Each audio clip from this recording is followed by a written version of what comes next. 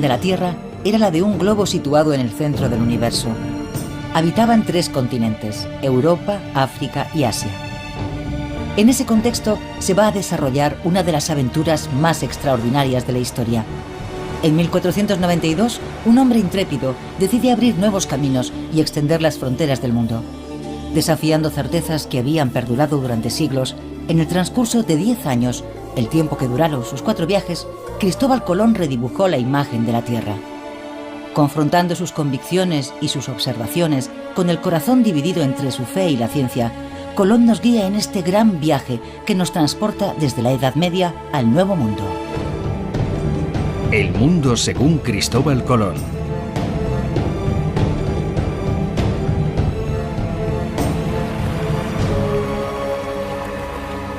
Muy altos reyes.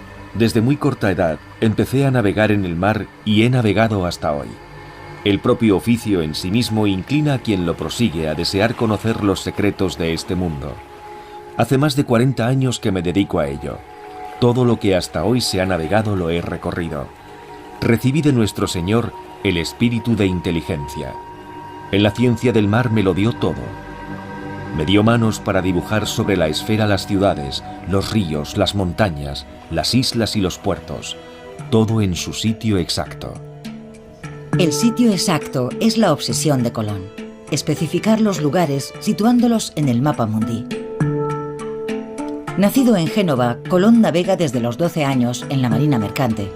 Primero en el Mediterráneo y más tarde en el océano.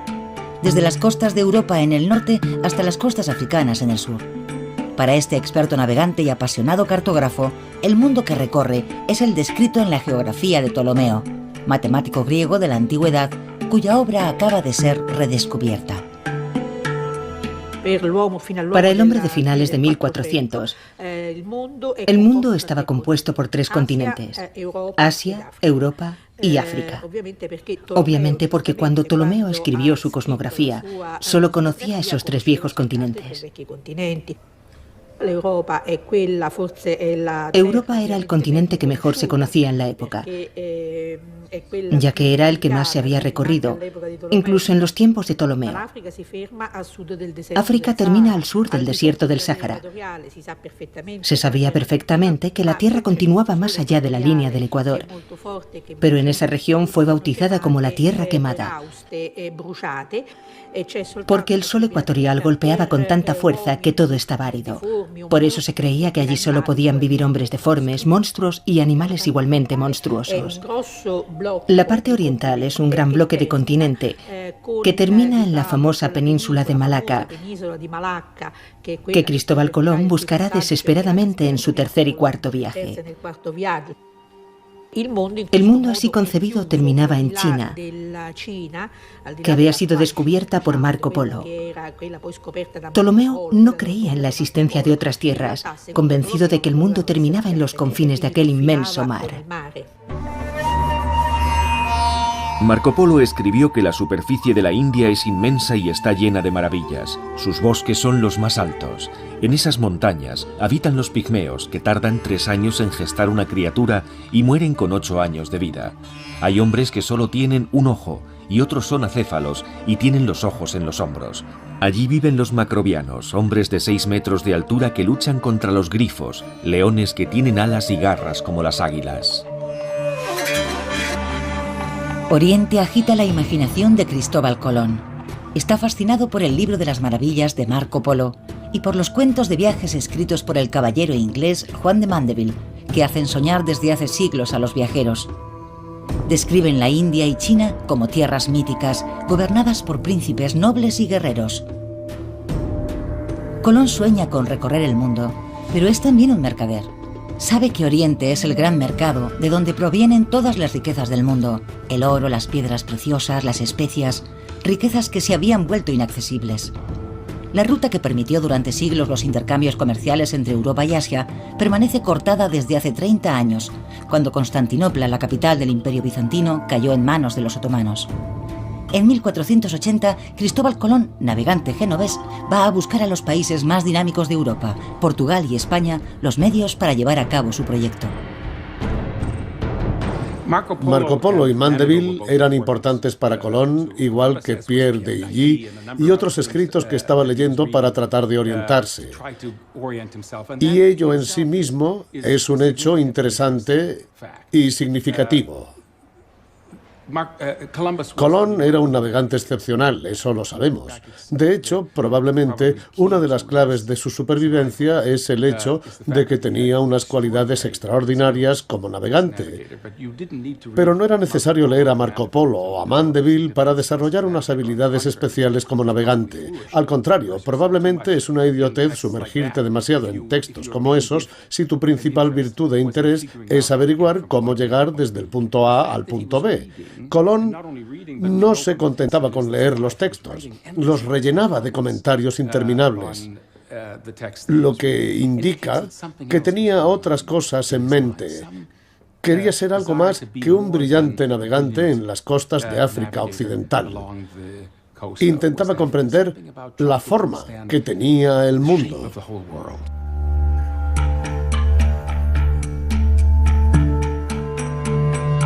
A finales del siglo XV sigue existiendo un gran desconocimiento. ¿Cuál es la circunferencia de la Tierra? Los matemáticos griegos de la antigüedad la habían calculado con exactitud, pero en 1492 sus trabajos aún no habían sido redescubiertos hasta que Martin Behem, un cartógrafo alemán, dibuja su globo terráqueo que reúne todos los conocimientos de la época.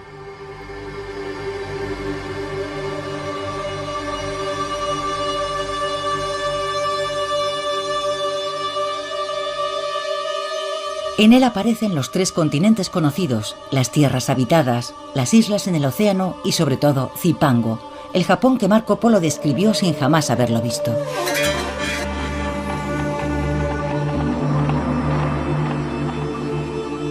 Es esta bola del mundo sobre la que Colón proyecta su expedición. Su propósito es llegar al extremo oriente, a China y a la India pasando por el oeste, siguiendo una dirección que nadie ha osado jamás tomar.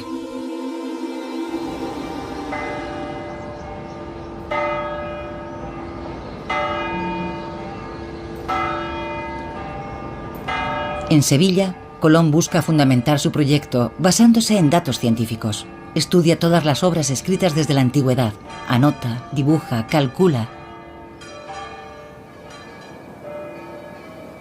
En la Biblioteca Colombina, creada por su hijo Fernando, se conservan algunos libros anotados por el propio Colón.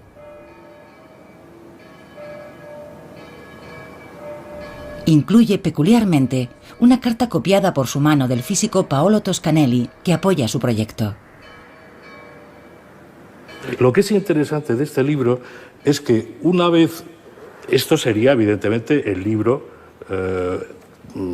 terminado de Eneas Silvio, y después Colón le añade un cuadernillo de folios escritos por él.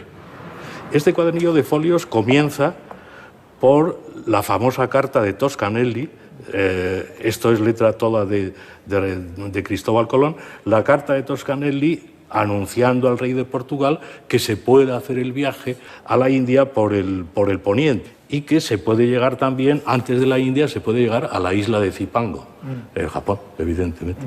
Ese Zipango mítico del que había hablado Marco Polo en el Milione. Cuando estudia la geografía de Ptolomeo, Colón descubre en el libro una cita con los cálculos de otro matemático griego del siglo II, Marino de Tiro. Su medición de la circunferencia de la Tierra es todavía más pequeña que la calculada por Ptolomeo. Debido a que esa tierra más pequeña encaja mejor en su proyecto, el navegante genovés traza a partir de los cálculos de Marino de Tiro su ruta hacia Oriente. Desde Lisboa a Occidente hay 26 grados, cada uno de los cuales equivale a 250 millas. Esa distancia representa casi una tercera parte de la circunferencia terrestre hasta la nobilísima y gran ciudad de Kinsay, de la que se cuentan cosas maravillosas. Es de todos conocido que Colón calculó mal la circunferencia de la Tierra y su cálculo de la superficie de Asia era también erróneo. Por eso sus estimaciones de la distancia que debía recorrer estaban equivocadas en varios miles de kilómetros, pero si no hubiera cometido esos errores, Colón jamás habría emprendido su viaje.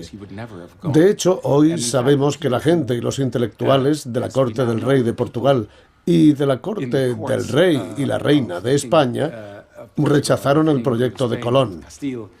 Y no lo rechazaron porque pensaran que la Tierra era plana o por las leyendas del siglo IX.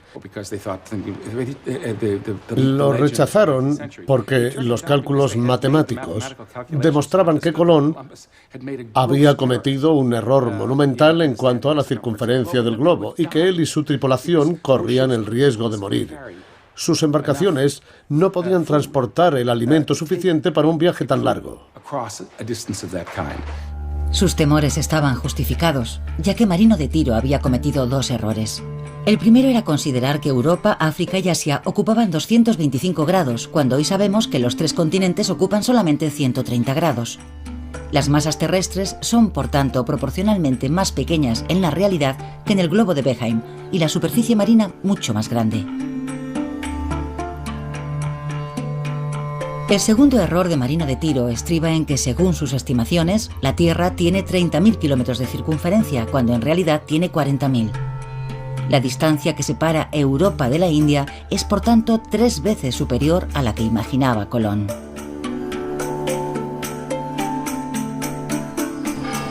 Colón lucha durante 7 años. Es criticado, humillado y tomado por loco. Sin embargo, consigue convencer a los reyes católicos Fernando e Isabel de España para que financien su proyecto. Ellos no le proporcionan gran cosa: 3 carabelas y un crédito a nombre de la familia de navieros Pinzón. Colón es nombrado almirante de la mar Océana y embajador de la corona española. No es mucho, pero le permite equipar la Pinta, la Niña y la Santa María.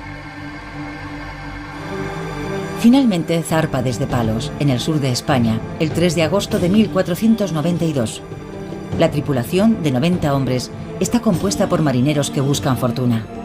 Es el primero de los 4 viajes que el almirante realizará al Nuevo Mundo.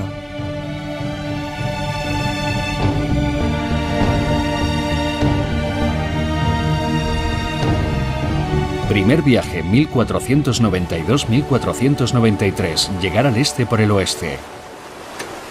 El primer viaje de Colón abre una nueva ruta a través del océano que hoy llamamos Atlántico. Todos los navegantes que se han lanzado posteriormente a la gran travesía reviven su aventura. El océano siempre infunde miedo, pero aquellos que lo recorren deben escoger su ruta, jugar con los vientos o contra las corrientes. Marc Tixelin, patrón de regatas de alta mar, lo ha atravesado más de 20 veces. El océano actual no ha cambiado en relación a la época de Cristóbal Colón. Siempre navegamos por el mismo océano. La gran diferencia es que nosotros estamos en un mundo conocido y él estaba en un mundo desconocido. Actualmente, gracias a él en primer lugar y luego a otros navegantes, cuando nos hacemos a la mar contamos con muchos elementos que nos ayudan, que nos apoyan, que nos dan seguridad. Y el trabajo que él tuvo que hacer para conseguir financiación para sus viajes y para convencer a los hombres para que lo acompañaran fue colosal.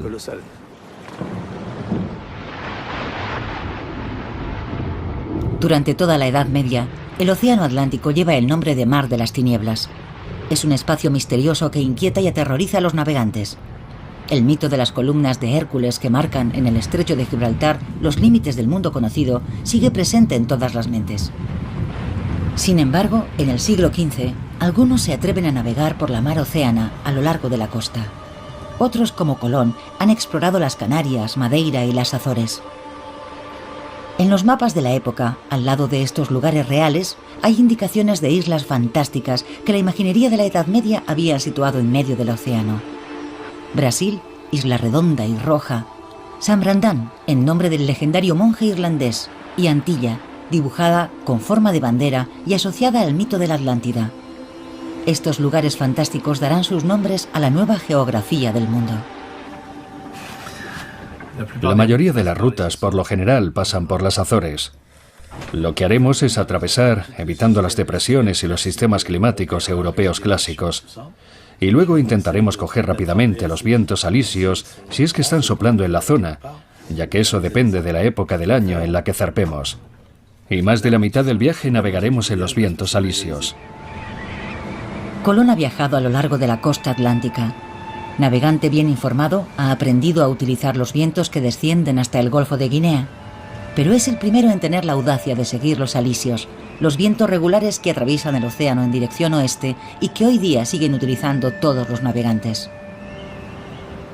El principio de navegación aprovechando los vientos dominantes en dirección oeste hoy parece algo elemental, pero en aquella época había que creer firmemente en ello, y Colón fue a donde los vientos le llevaron.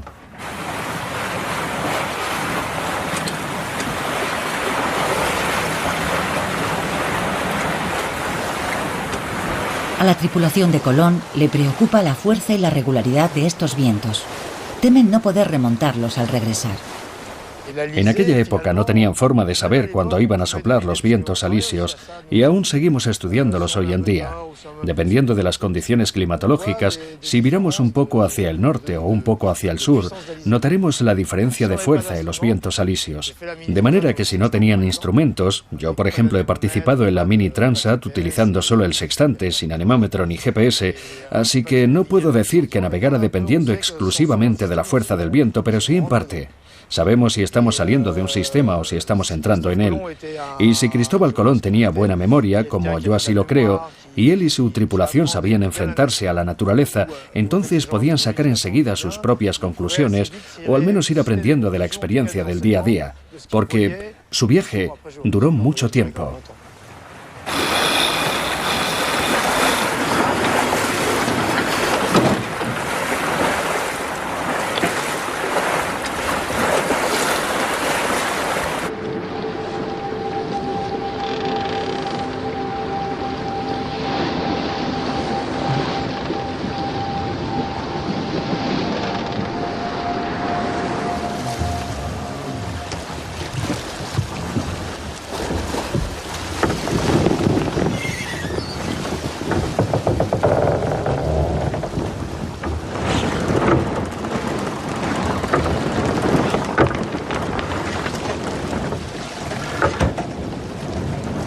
La duración del viaje, la fuerza de los vientos o por el contrario su ausencia asusta a la tripulación de Colón.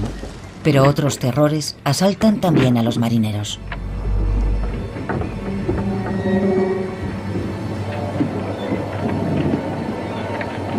Al amanecer nos encontramos con tantas algas que el mar parecía cuajado de ellas y venían del oeste. Y como sabemos que el miedo hace imaginar las peores cosas, los marineros temían encontrarse con una capa tan espesa que no permitiera avanzar a las naves. Para entonces, los hombres ya no podían más y se quejaban de lo largo del viaje. Todos aquellos experimentados marineros han oído historias de barcos atrapados entre las algas a los que jamás se ha vuelto a ver. Ellos son simple y llanamente los primeros en atravesar el Mar de los Sargazos, una extensión de algas que ocupa miles de kilómetros cuadrados en medio del Océano Atlántico. Las 3 carabelas consiguen, sin embargo, atravesarlo, y entonces el viento comienza a soplar de nuevo. Ciertas señales reconfortan a aquellos avezados marineros. Algunas aves se acercan al encuentro de las carabelas, ramas y juncos verdes flotan alrededor de las naves. Después de tan solo 33 días de navegación hacia lo desconocido, una isla se perfila en el horizonte, la noche del 11 al 12 de octubre de 1492. Aunque los marineros bailan de alegría, para Colón no constituye ninguna sorpresa. Para él, la tierra que tiene ante sí es simplemente una de las islas situadas a lo largo de la costa de su destino final, China. Simplemente confirma la exactitud de sus cálculos.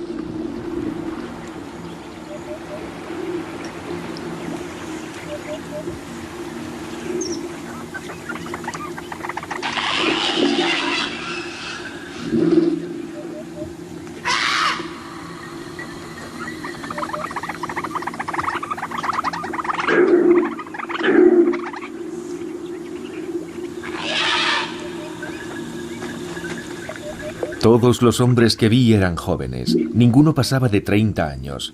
Estaban todos muy bien hechos, con unos cuerpos muy hermosos y muy bellas caras, con los cabellos casi tan gruesos como la seda de la cola de los caballos y cortos, cayéndoles hasta las cejas. van desnudos, como su madre los trajo al mundo, y las mujeres también. Algunos se pintan el cuerpo de color marrón, y son como los canarios, ni negros ni blancos. No llevan armas ni las conocen, porque yo les mostré espadas que por ignorancia cogían por el filo cortándose.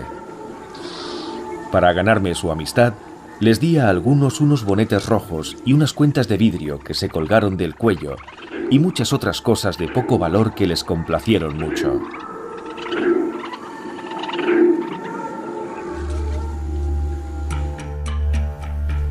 La forma del archipiélago que encuentra Colón refuerza su idea de que se trata de las islas que rodean Zipango, el Japón de Marco Polo, representadas en el globo terráqueo de Behaim. Colón dibuja sus contornos, sus costas y sus bajíos. Toma posesión del territorio en nombre de la corona española y las bautiza con los nombres de San Salvador, Fernandina y Santa María de la Concepción. Estas islas forman actualmente parte del archipiélago de las Bahamas. Por un lado, se trata de un hombre que tiene un pasaporte, documentos y cartas. En ese sentido, él entiende que lleva esos documentos de su soberano al Gran Khan, al soberano de otro mundo diferente. Normalmente, cuando haces eso, cuando una persona desembarca en otro reino, no empieza de inmediato a rebautizar todo aquello con lo que se encuentra. Y sin embargo declara el lugar posesión del rey y la reina de España. Por tanto, Colón debió pensar que había llegado a una región apartada, extraña, que no estaba defendida, al ver que sus habitantes estaban indefensos. Se trataba de un grupo de islas sin defensa y Colón debió pensar que podía tomar posesión de ellas para él mismo o para sus patrocinadores reales. Para él, el control de aquel territorio representaba un punto estratégico para un encuentro que se auguraba mucho más complicado con las fuerzas de Japón, Zipango y el Gran Khan. A medianoche levé anclas para ir a la isla de Cuba, que por lo que he oído a los indios es muy grande, tiene un gran comercio y está bien provista de especias. Si es como me han dicho los indios, se trata de la isla de Zipango, de la que se cuentan cosas maravillosas, y que de acuerdo a las esferas, las pinturas y mapamundis que he visto, está situada en estos parajes. Cuando descubre Cuba, Colón piensa en principio que es Zipango, pero al continuar navegando hacia el sur, se encuentra con otra isla que los indios llaman Cibao, y es también muy grande y está muy poblada. La bautiza con el nombre de La Española. Es actualmente Haití y la República Dominicana. Al descubrir esta isla, Colón cambia de opinión. La Española es entonces Japón y deduce que Cuba es el extremo de la parte continental de Asia.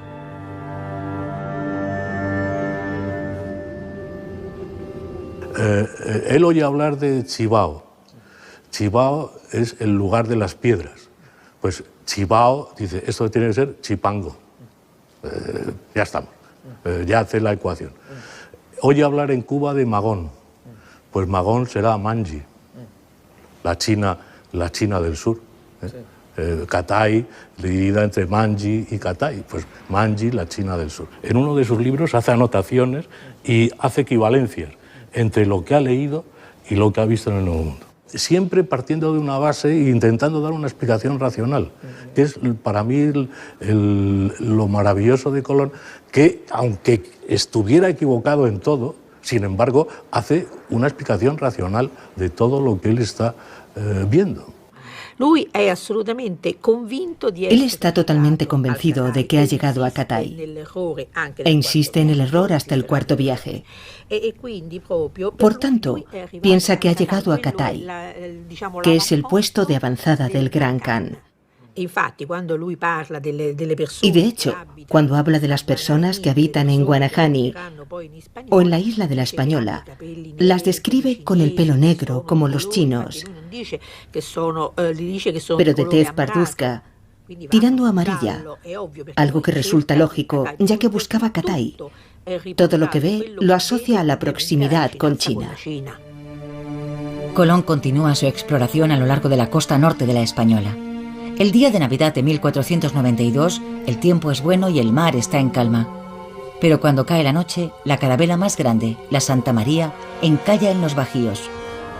La tripulación está a salvo, pero son demasiados marineros para ser acogidos en las otras embarcaciones. Algunos deben permanecer en tierra. Con la madera del buque insignia naufragado, Colón hace construir un fuerte en la isla de la Española, en un lugar al que llama La Navidad. Y en aquel momento tantas cosas sucedieron que en realidad no fue un desastre, sino una gran aventura. Y es cierto que si yo no hubiera encallado, habría pasado de largo sin detenerme en ese lugar. En este viaje habría dejado gente aquí, porque no habría podido darles lo necesario, municiones y víveres para una fortaleza. Sin embargo, es verdad que algunos hombres que estaban conmigo me pidieron permiso para quedarse allí. Ordené construir una fortaleza muy bien hecha, y no porque creyera que fuera necesaria, porque los indios van desnudos, sin armas y son temerosos.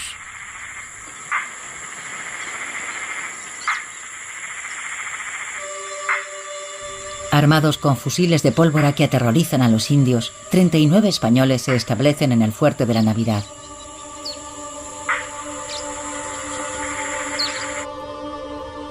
Colón, por su parte, reanuda su viaje. Quiere navegar más hacia el sur para llegar a una gran isla de la que ha oído hablar a los indígenas.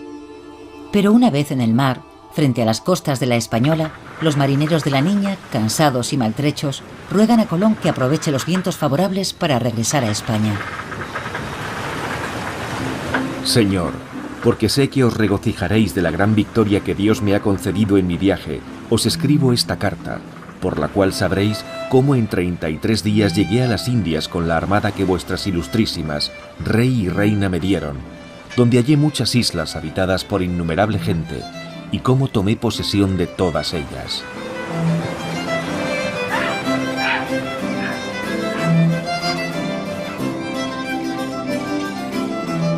Colón regresa a España con las pruebas materiales de su éxito. La carta en la que anuncia que ha abierto una nueva ruta hacia Asia y el océano es navegable recorre las capitales europeas. Los soberanos españoles reciben a Colón como un vencedor. A Fernando e Isabel les llega entonces el turno de mostrarse impacientes. Temen que otros países puedan tomar posesión de los nuevos territorios antes que ellos. Colón ha invertido 7 años en preparar la primera expedición, mientras que la segunda se organiza en menos de 5 meses. Colón es nombrado virrey de las Indias y la corona española pone esta vez todos los recursos necesarios a su disposición. 17 barcos zarpan de Cádiz en septiembre de 1493. A bordo viajan religiosos, soldados, agricultores, ganaderos con sus rebaños. Es la primera colonización del Nuevo Mundo.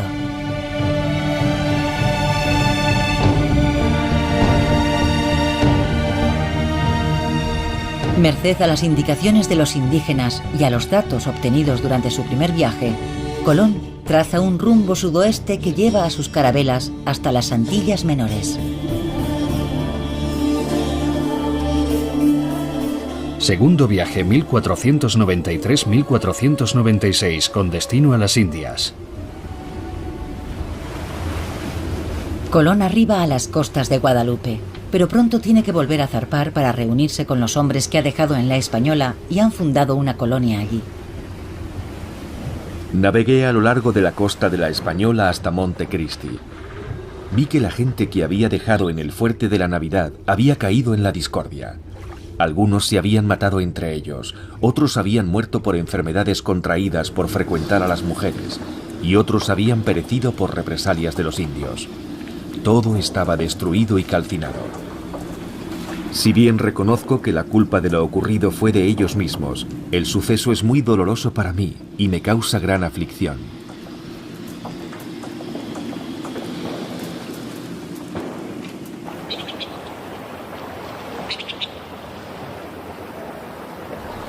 La primera experiencia real de convivencia entre españoles e indígenas ha acabado en un baño de sangre. Ha puesto de manifiesto la codicia de unos y la capacidad de resistencia de los otros. Los indios no son los seres dóciles e ingenuos que Colón había creído encontrar. Se ve asaltado por las dudas y teme por la misión real que se le ha encomendado: supervisar el asentamiento de los 1.200 colonos españoles que le acompañan. Colón no pretende convertir a la población local. Quiere tomar el control. Solo intenta comprender y negociar, en un contexto difícil, con una población de la que ignora la lengua y las costumbres, y cuya cultura no comprende en absoluto. Su principal objetivo es sobrevivir a ese encuentro y sacarle el mayor provecho posible. Y lo que interesaba a Colón por encima de todo no era la religión, sino los metales, concretamente los metales preciosos. La tierra del Nuevo Mundo rebosaba de oro, y por desgracia, a ojos de los europeos, el oro constituía la más valiosa de las riquezas. Y así fue como comenzó todo.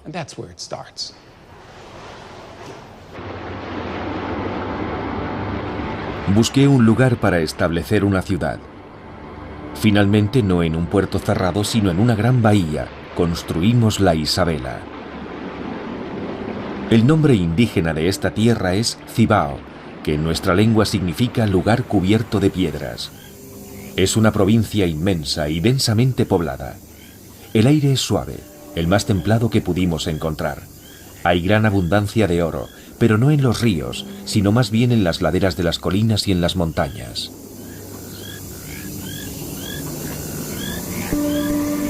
En un punto que a la postre resultará poco adecuado, el almirante funda en 1494 la primera colonia del Nuevo Mundo. Los españoles desembarcan con un propósito claro: tomar posesión de las tierras y someter a los indios, aunque Colón es partidario de que españoles e indígenas trabajen codo a codo. Se origina entonces un largo conflicto sobre la administración de la colonia, empañando la imagen de Colón incluso en España. El almirante abandona entonces la española, que él todavía toma por Japón, y zarpa para continuar su exploración del continente asiático.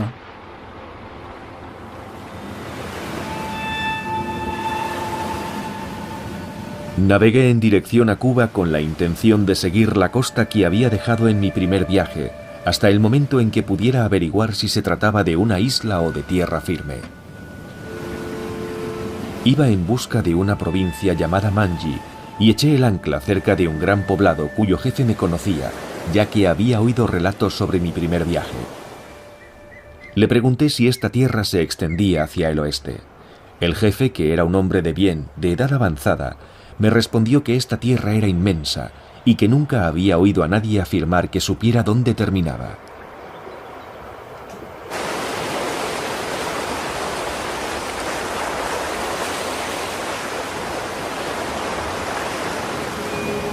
A Colón le habría bastado continuar su rumbo durante unas pocas millas más para descubrir que Cuba es en realidad una isla.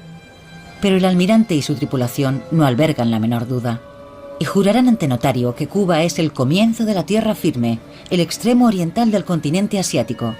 El almirante zarpa luego rumbo a España con una idea ya en la mente: emprender rápidamente un tercer viaje más al sur, hacia las Indias. Tercer viaje, 1498-1500, otro mundo. El mundo en expansión despierta el interés de las grandes potencias marítimas. España y Portugal llegan a un acuerdo mediante el Tratado de Tordesillas. El tratado garantiza a España el dominio indiscutible sobre las tierras recién exploradas al oeste de la línea. Portugal conserva su exclusividad sobre las partes conocidas de África y Oriente al este de la línea. Pero aquella línea le atribuirá más adelante el territorio de Brasil. Gracias a este acuerdo, el rey de Portugal autoriza a Colón a zarpar desde Cabo Verde. En junio de 1498, al mando de 6 carabelas, toma un rumbo mucho más al sur y navega cerca del Ecuador. El 31 de julio, pensando que ha llegado a la punta más lejana de la India, arriba a las costas de Sudamérica. Cuando llegué a la punta del Arenal, vi que la isla de Trinidad forma con la Tierra de Gracia un estrecho de alrededor de 2 leguas de anchura, de poniente a levante. Para cruzarlo, había que pasar un hilero de corrientes que traían un rugir muy grande mientras atravesaban el estrecho. Detrás de una corriente llegaba otra y otra más, y todas levantaban gran estruendo. Quiso nuestro Señor concederme viento favorable y pude atravesar el estrecho, y de inmediato sobrevino la calma. Sacamos entonces agua del mar y la hallé dulce. Él ve una corriente inmensa, la corriente del Orinoco, que realmente debe de ser impresionante, y además él sufre un macareo. Es decir, el macareo es el choque de la corriente del río con la corriente del mar, y en ese choque está a punto de zozobrar las naves del propio Colón. Con lo cual, en este momento, él se encuentra con un río inmenso, es decir, que está navegando todavía en el mar y el agua es dulce. Por la corriente del Orinoco. Es el mar de agua dulce, como lo van a llamar otra vez después, ¿no? Con lo cual, esa corriente, ese río inmenso, ¿de dónde viene? Navegué a lo largo de la costa hacia poniente, y cuanto más andaba, más dulce y sabrosa hallaba el agua del mar. Anclé en un río. Luego vino mucha gente, y me dijeron que llamaban a esta tierra Paria, y que hacia el poniente estaba más poblada. Los habitantes de esta tierra son de muy linda estatura. Sus cabellos son largos y lacios, y son gente más astuta, con mayor ingenio que los demás, y nada cobardes. Jamás he encontrado un escrito latino o griego que diga de una manera precisa en qué lugar de este mundo se encuentra el paraíso terrenal. Estoy convencido de que el paraíso terrenal está allí, donde no puede llegar nadie, salvo por voluntad divina. Creo que esta tierra será inmensa, y que habrá muchas otras de las que jamás hubo noticia. A Colón le asalta una duda enorme. ¿Qué es lo que ha hallado? ¿Un nuevo continente? Sin embargo, solo hay 3 continentes. No puede haber un cuarto. Pero si no es un cuarto continente, ¿qué es lo que ha encontrado? Colón recurre entonces a los conocimientos cartográficos medievales para formular una respuesta. Se trata, según él, del paraíso terrenal. De acuerdo a la cartografía medieval, el paraíso terrenal estaría situado en Oriente y las aguas de 4 grandes ríos brotarían de él: el Indo, el Ganges, el Tigris y el Éufrates. A veces se cita un quinto río, que podría corresponder al Orinoco, el río que Colón acaba de descubrir. Así que el hallazgo de toda esa extensión de agua dulce es lo que le hace pensar que ha encontrado el paraíso terrenal. Si el paraíso terrenal, que está perfectamente reconocido y aprobado por la doctrina cristiana, se encontrase realmente allí, sería la prueba de que él no es un hereje. No podía tratarse de otro continente. Según su concepción geográfica del mundo, no podía existir un cuarto continente. Ante el descubrimiento de este inmenso territorio, cuya existencia no recoge ni la Biblia ni la geografía, la razón de Colón se tambalea. ¿Cómo puede un ser humano acercarse tanto al paraíso terrenal a menos que haya sido elegido por el mismo Dios? Sin embargo, mientras el almirante piensa que ha entrado en contacto con el cielo, los asuntos terrenales dan un giro muy diferente. Otros navegantes se atreven a aventurarse en el océano. En 1497, después del segundo viaje de Colón, el italiano Giovanni Caboto llega a las costas de Labrador y de Terranova. En 1499, durante el tercer viaje del almirante, el español Alonso de Ojeda dirige una expedición al continente sudamericano en la que participa el italiano Américo Vespucio. Y en 1500, el explorador portugués Pedro Álvares Cabral descubre las tierras de Brasil, justo cuando Colón, que no consigue integrar los territorios del Orinoco en su geografía, deja el continente sudamericano y regresa a la española. Pero al llegar allí, se encuentra con una auténtica revuelta organizada contra él. Los colonizadores españoles le acusan de dejar de lado sus intereses, anteponiendo la exploración de nuevos territorios a la gestión y la administración de la isla. Los soberanos han enviado a un nuevo gobernador. Este detiene al almirante y le lleva de regreso a España encadenado. Humillado y despojado de su título de virrey, Colón viste la túnica franciscana. Y aunque nunca ingresa en la orden, llevará el hábito hasta el final de su vida. Cantad al Señor un cántico nuevo y pregonad sus alabanzas de un confín al otro de la tierra, vosotros que recorréis el mar y todo lo que hay en él, las islas y los moradores de las mismas. En las postrimerías del mundo vendrá un tiempo en que la mar océana liberará las amarras de las cosas y una gran tierra se abrirá. Y un nuevo navegante, como el que guió a Jasón, descubrirá otros mundos. En este libro de las profecías que hace con su amigo Gorricio, él recoge por un lado el famoso coro de Séneca en la Medea cuando dice que habrá un tiempo en el cual se desatarán las ataduras del océano y un nuevo Tifis descubrirá nueva tierra. Bueno, pues esta es una profecía que él se aplica a sí mismo, evidentemente. Yo soy el nuevo Tifis que ha descubierto esa nueva tierra y ese nuevo cielo. Ver el viaje y ver su misión como cumplimiento de una profecía del Antiguo y del Nuevo Testamento también.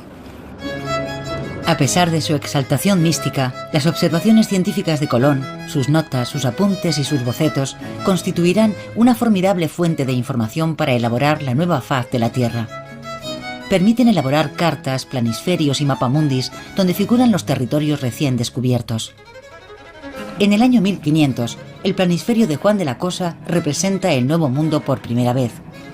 En desacuerdo con la convicción de Colón, Cuba aparece ya como una isla. Pero las tierras representadas al oeste, en color verde, son todavía imprecisas, imaginarias, fantasiosas. Pertenecen todavía al mundo antiguo. Al año siguiente, el mapa de Caberio comienza a representarlas con mayor realismo. Elimina las imprecisiones y concreta todos los detalles conocidos, como costas, montañas y ríos.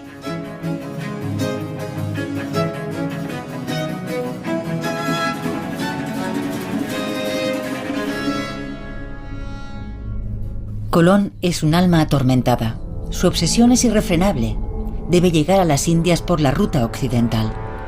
La idea de un estrecho que conduciría directamente a Asia le persigue. La ruta aparece trazada en su mapa del mundo.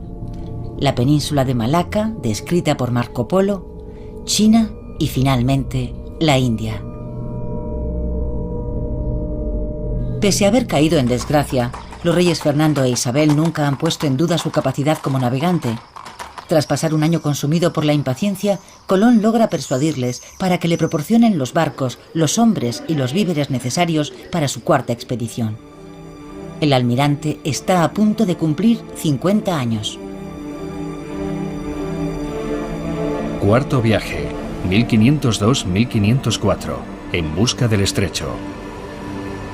Desterrado de la Española y obsesionado por la búsqueda del estrecho que conducía a la India, Colón llega a la costa de la actual Honduras el 14 de agosto de 1502. Navega sin descanso a lo largo de la costa durante 48 días, pero se ve sorprendido por un terrible huracán. La tormenta era terrible.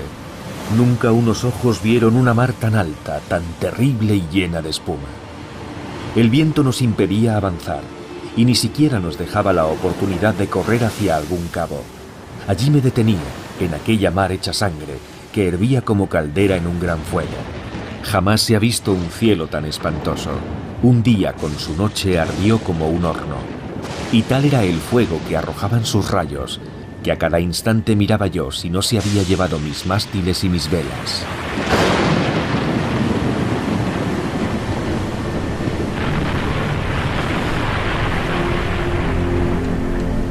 Colón costea el litoral de la actual Costa Rica, pero no se detiene.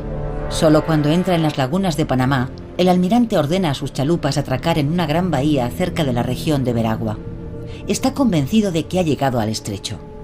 Es sin duda el momento más trágico de toda la aventura colombina. El almirante está persuadido de que detrás de esta lengua de tierra hay otro océano.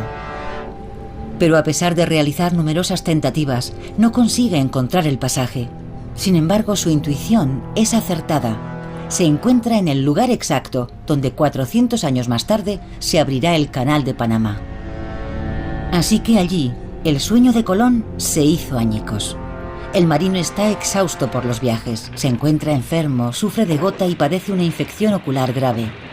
A pesar de su agotamiento, consigue hacer partir a sus 2 restantes carabelas de la bahía de Panamá. Al cruzar el mar Caribe, la tripulación se ve envuelta en otra tempestad. Ya en un estado lamentable, los barcos se ven obligados a atracar en Jamaica, de donde ya no volverán a zarpar. Rodeado de sus últimos marineros, permanece prisionero de la isla durante todo un año, antes de ser rescatado por la Armada Española. Toda esperanza de escapar se había desvanecido. Con gran esfuerzo me subí a lo más alto, gritando, llamando a los 4 vientos, a sus altezas y a Dios. Mas no hubo respuesta. Agotado me quedé dormido, gimiendo, y entonces oí una voz. Oh insensato, lento en creer y servir a tu Dios. Las Indias, que son una parte tan rica del mundo, Él te las dio por tuyas. Las repartiste como bien entendiste, y Él te dio el poder para ello. Te dio las llaves de las puertas de la mar Océana, que con tan fuertes cadenas estaban cerradas. Retorna a Él y admite al fin tu error. Tu vejez no será un obstáculo. Jerusalén y el monte Sión deben ser reconstruidos por la mano de un cristiano. Es un error considerar a Colón un explorador. Él nunca pretendió ser un explorador. Lo que quería era descubrir una ruta comercial, una nueva ruta que conducía a un lugar ya conocido. Pero se encontró en una situación compleja, frente a obstáculos completamente inesperados. Es cierto que hizo todo lo posible por aprovecharse de esa situación. Pero no debemos olvidar que en el transcurso de su 4º viaje estuvo a punto de perder el juicio. Vivía una experiencia muy extraña, cargada de una enorme tensión. Podemos encontrar pruebas de ello en su obra titulada El libro de profecías y en otros escritos redactados en la última etapa de su vida. Estaba como desconectado de la realidad por los recuerdos de lo que hoy consideramos una de las aventuras más hermosas del ser humano. De modo que hablar de Colón, el explorador, no me parece acertado. Ha habido exploradores mucho más importantes y muchas otras personas que se plantearon el dilema e intentaron comprender lo que habían descubierto, pero no insistieron, como hizo Colón al final de su vida, convencido de que había llegado a Asia. Incluso cuando llegaron a Cuba, obligó a sus hombres a jurar que estaban en China, como si el simple hecho de decirlo bastara para hacer de ello una verdad. Ese no es el comportamiento de un explorador moderno, pero Colón tenía ese anhelo y una curiosidad sin límites. Era consciente de la grandeza de su empresa, pero no fue capaz de asimilarlo. Era una experiencia demasiado fuerte y perturbadora. En 1506, tras regresar a España, Colón muere sin haber completado el proyecto de toda una vida. Nunca llega a la Asia de sus fantasías, y ni la religión ni la ciencia le han proporcionado las respuestas que buscaba. Sin embargo, su trágico fracaso quedará en nuestro imaginario colectivo como una de las mayores aventuras de todos los tiempos. Hacia el Nuevo Mundo. En 1502, el mismo año en que Colón realiza su último viaje, el mapa de Cantino marca una nueva perspectiva en la representación del mundo. Aunque las nuevas tierras no están aún situadas con precisión, el contorno de las islas aparece claramente dibujado. Se señalan las ciudades y los puertos y aparecen las primeras banderas. En este mapa portugués, el cartógrafo ha hecho hincapié en los territorios de la futura Brasil que muestran la riqueza de su flora y su fauna. La representación de los viejos continentes se afina. El trazado de África se hace más realista. Figuran los relieves y los pueblos, y las poblaciones aparecen por fin representadas. En cambio, la costa oriental de Asia, que ha sido el objetivo primordial de todas las empresas de Colón, sigue mostrándose incierta, vaga, prácticamente inexplorada.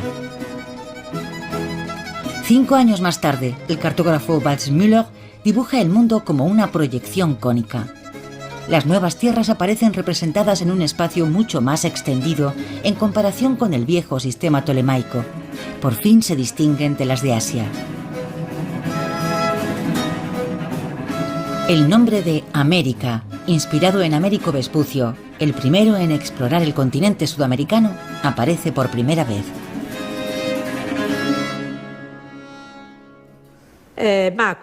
Este planisferio de 1507 es el más antiguo que tenemos de la época ptolemaica, donde se representa el mundo con sus 3 viejos continentes, pero con una África que ya se parece más a la que conocemos hoy.